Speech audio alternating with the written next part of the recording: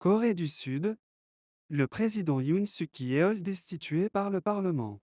Les députés sud-coréens ont adopté ce 14 décembre une motion de destitution à l'encontre le président Yoon Suk-yeol. Celui-ci est visé par une enquête pour rébellion et a interdiction de quitter le territoire, à la suite de sa proclamation de la loi martiale dans la nuit du 3 au 4 décembre. Corée du Sud, la police envisage de demander un mandat d'arrêt à l'encontre du président Yoon. Le président sud-coréen Yoon Suk-yeol a finalement été emporté, ce 14 décembre, par la crise déclenchée par sa tentative d'imposer la loi martiale. Après l'échec d'une première motion de destitution le 7 décembre, suite au boycott du vote par les députés du parti présidentiel, un deuxième texte, déposé par l'opposition cette semaine, a été adopté. Selon le résultat annoncé par le président de la Chambre, 204 députés ont voté en faveur de cette motion, 85 contre, 8 bulletins ont été déclarés nuls et 3 députés se sont abstenus.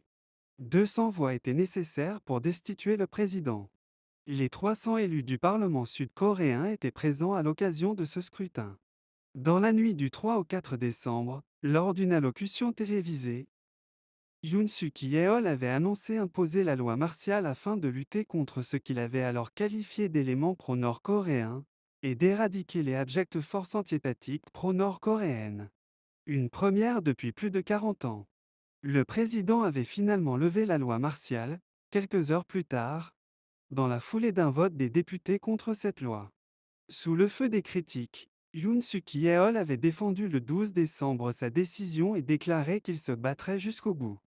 Accusé de sédition, la police sud-coréenne envisagerait de demander la délivrance d'un mandat d'arrêt à son encontre, avait rapporté le 13 décembre l'agence de presse Yonhap. Son ex-ministre de la Défense, Kim Yong-gyun, qui a remis sa démission suite à la tentative de promulguer la loi martiale, a déjà été arrêté.